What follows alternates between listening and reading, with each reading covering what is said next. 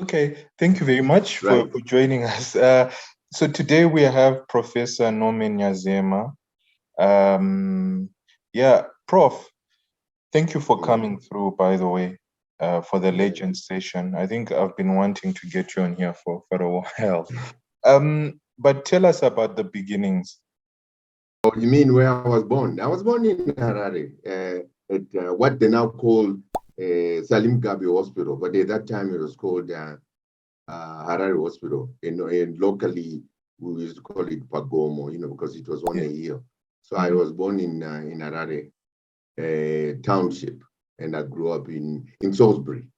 But it was Harare Township, but I grew up in Salisbury. Yeah. Right, So, which they now call Mbari, Yeah. What was it like back then?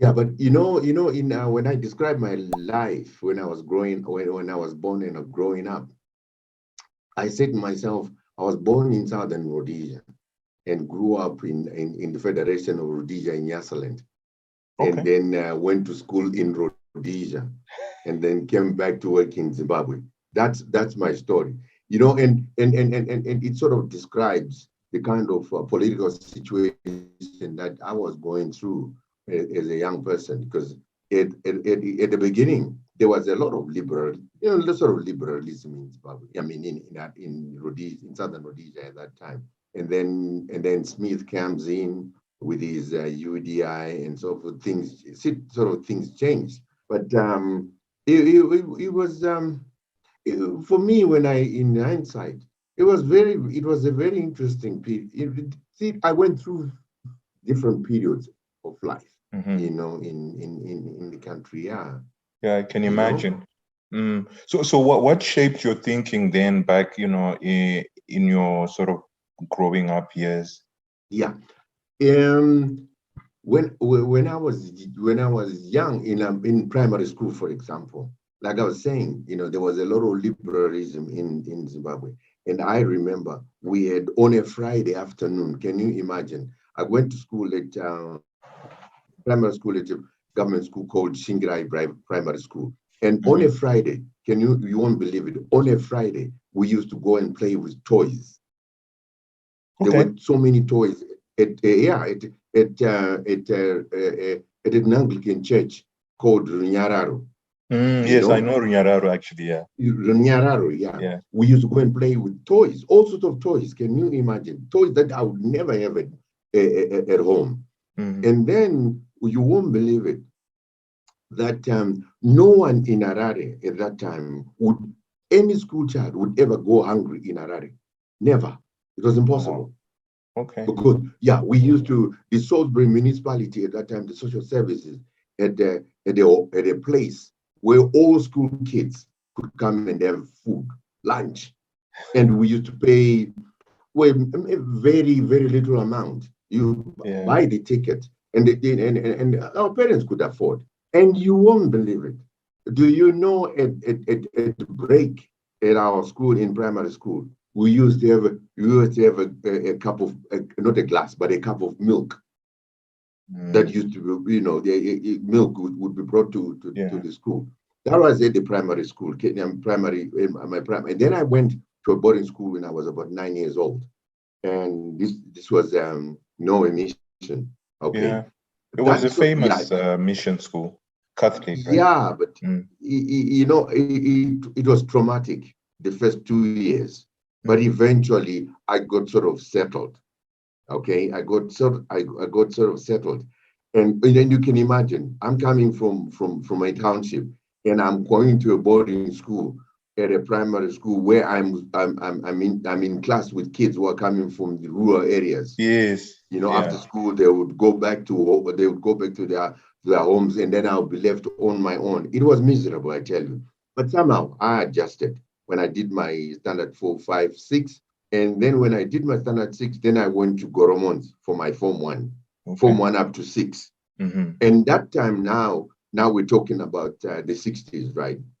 And the 60s, that was the time when the hippie culture, if you got to Zimbabwe. Yeah. Oh yes. You won't believe it. At that time, we used to listen to a radio station which used to beam from what is now called Maputo, but it was LM radio station. Yeah, Lorenzo Marx. Lorenzo Marques.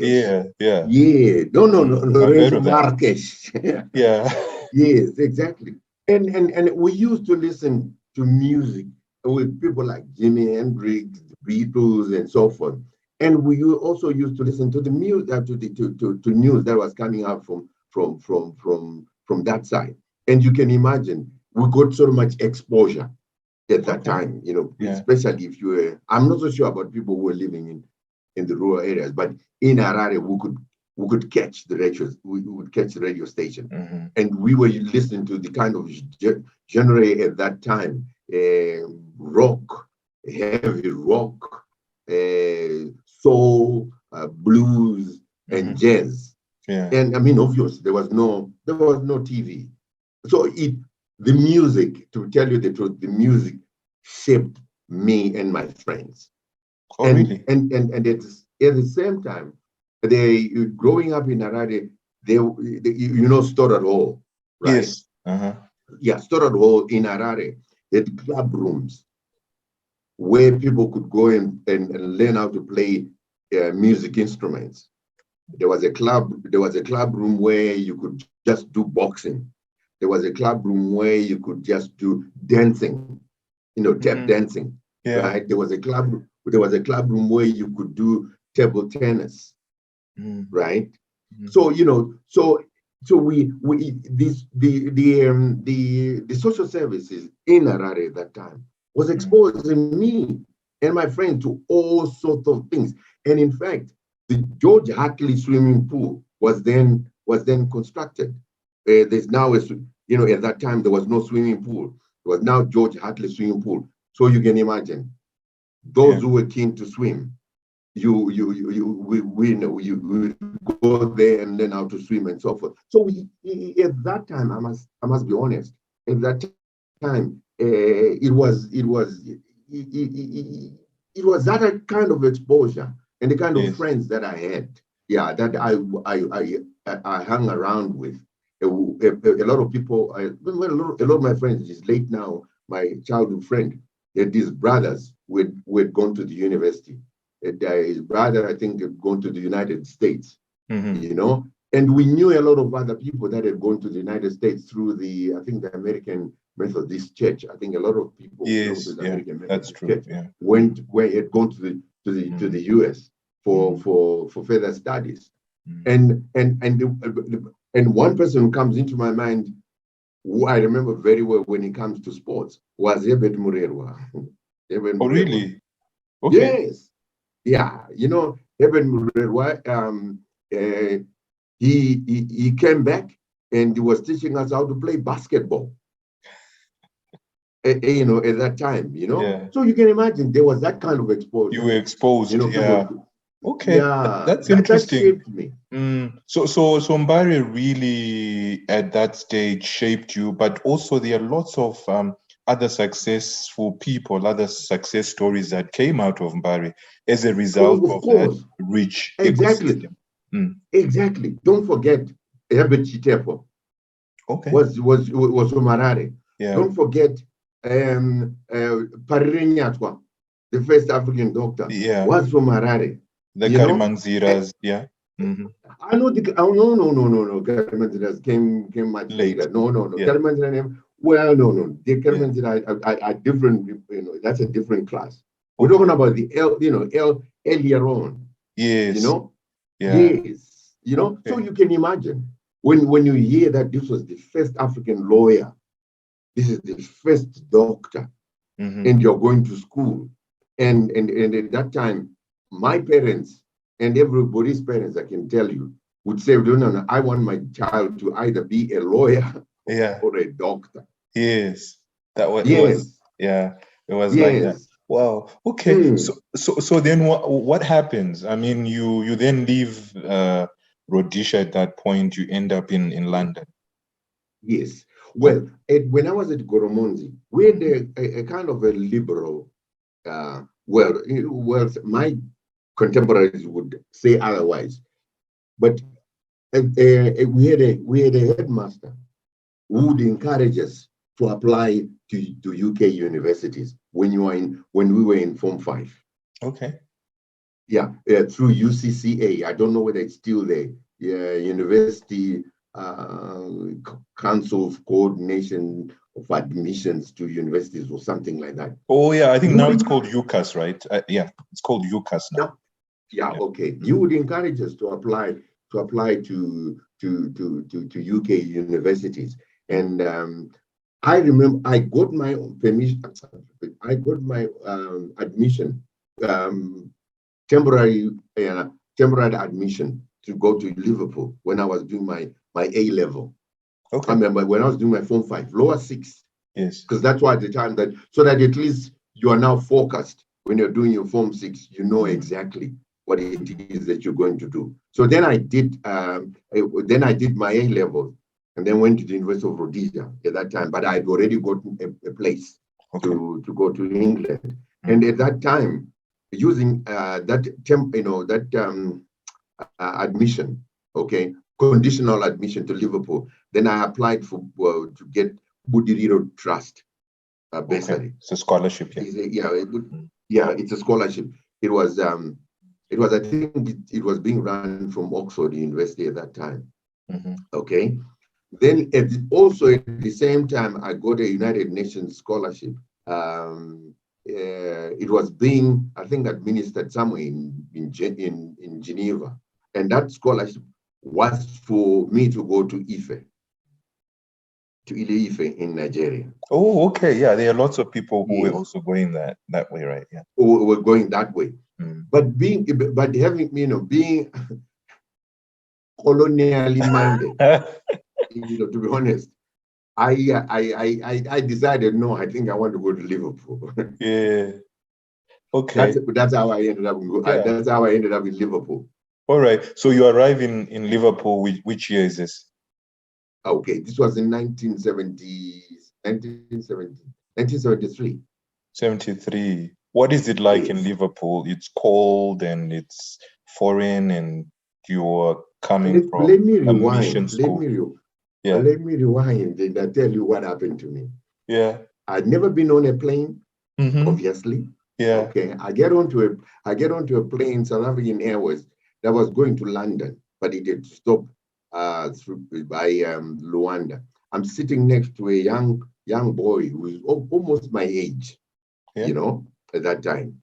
And food comes onto the plane, and he's sitting by the window, and I'm in the middle. So they start with him with him to offer him food, and he says he didn't want any food. And I said to myself, if he doesn't want it, so it must be very expensive. I didn't have any money, and I said no, I didn't want any food. Oh no! I'm telling you, that was supper. We were almost landing in London, breakfast. Same thing happens. The guy says no, he doesn't want anything to do. Oh, so you were starving by the time. I was starving. I get off the plane, right? I get off the plane, and I'm clueless. No one is guiding me in terms of exactly what I need to do. I see a younger man, an immigration official reading a newspaper in his home. So I present him my Rhodesian passport. And representing my Rhodesian passport. And he looks at it and he says, so where are you where are you going? So I show him my admission. Date of admission. Yeah, in Liverpool. But the scholarship had not been organized. I didn't want the Budiriro Trust was for Nigeria. Okay, but I didn't have a scholarship to go to Liverpool. But Budiriro paid for my tickets to go to Nigeria. So when I show this guy the papers, I don't show him my admissions to Nigeria. I show him my admissions to Liverpool.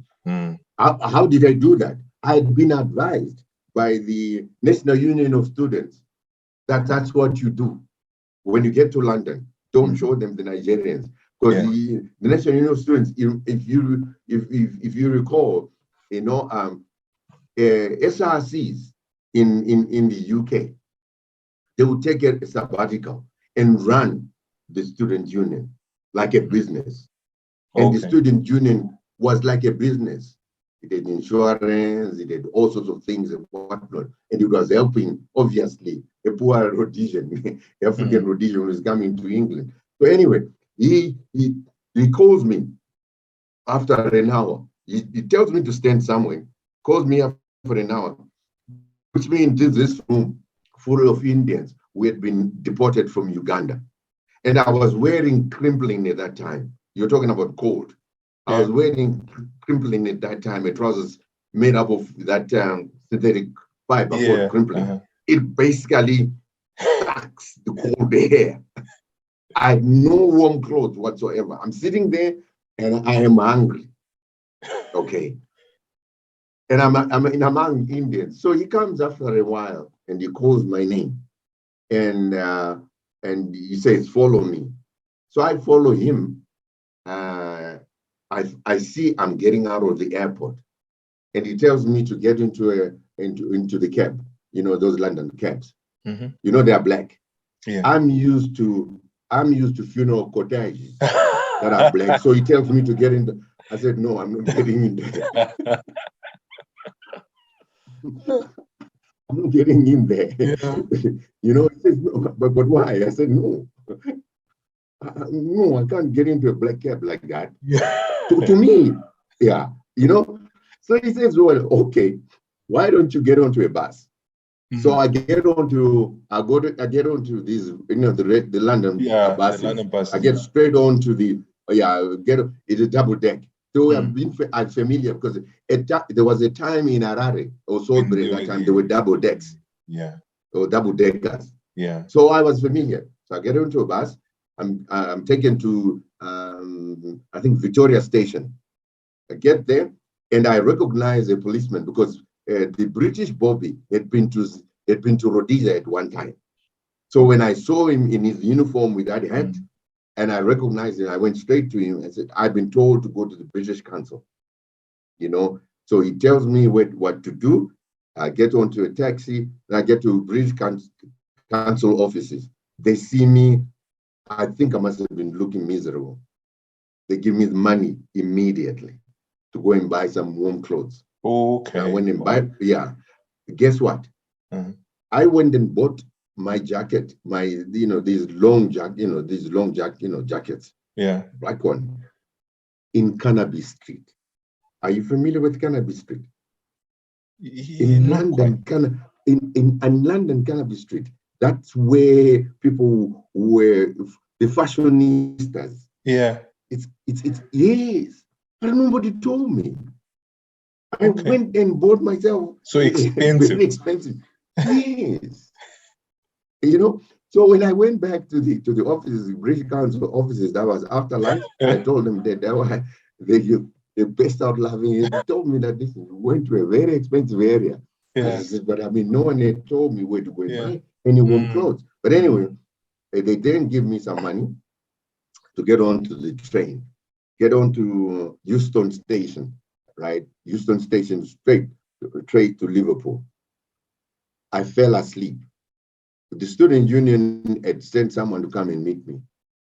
But when the train arrived at the Liverpool Lime Street, I was fast asleep, and it was now getting ready to go back to London. It was only then that I was woken up by the women who cleaned the coaches. That listen, wake up.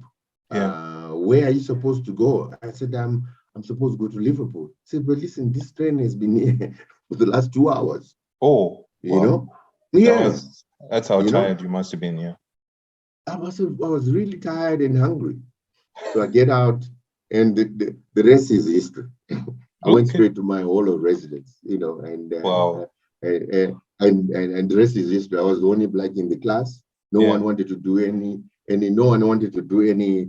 practicals with me at that time. So obviously it would make me work even harder because I didn't know how the others were performing. No one wanted to. No one wanted. And I remember I was doing biochemistry.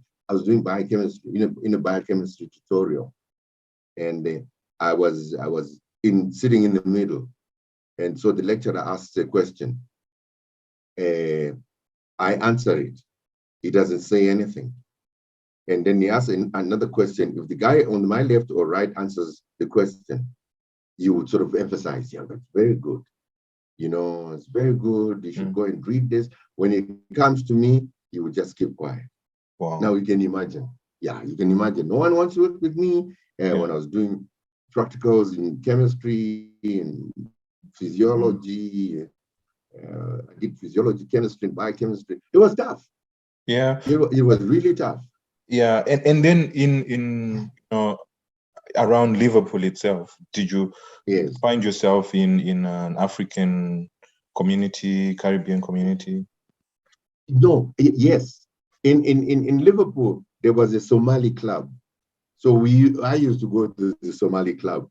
Or if I get bored with the Somali club, I used to go to the Nigerian club. Okay. Right? Yeah. There was a Nigerian club, there was a Somali club, there was obviously West Indian clubs. But I was more comfortable if I went to an African club. And as you know, Liverpool was full of at that time the word that was used was Afghans. You know, these are kids, white mothers, and black and Nigerians who say that. Yeah. Okay. But it was Okay, so now you're doing pharmacology and you haven't asked me how. You haven't asked me how come I did pharmacology. Yeah, that's where I'm at. How come I applied? Yeah. Yes. Yeah. Did you even know what pharmacology was? Yes, I'll tell you. I'll tell you. During when I was a student, in my teens, what pushed me to want to do pharmacology was the magic mushrooms. Really? And the drugs that were obtained. Yes. It's psilocybin now. So because LSD, LSD was the drug at that time that was being talked about on LM radio station. Yeah, and the psychedelic music. Yes. So I became so curious. So what drove me to want to do pharmacology was LSD. Because I needed to understand what LSD was. You know, it wasn't about drugs. It wasn't about medicine, but LSD. So that's when, at that early stage, that's when I got interested in drugs that affect the mind. Yeah. So in my reading and trying to understand it, that's when I came across, you won't believe it, I still have that book. I bought it in 1973, this book. Drugs of hallucination. Wow, that's interesting, because now we are back where we were. Exactly. The mushrooms are the big thing right now. Precisely. So this is it. So I started reading.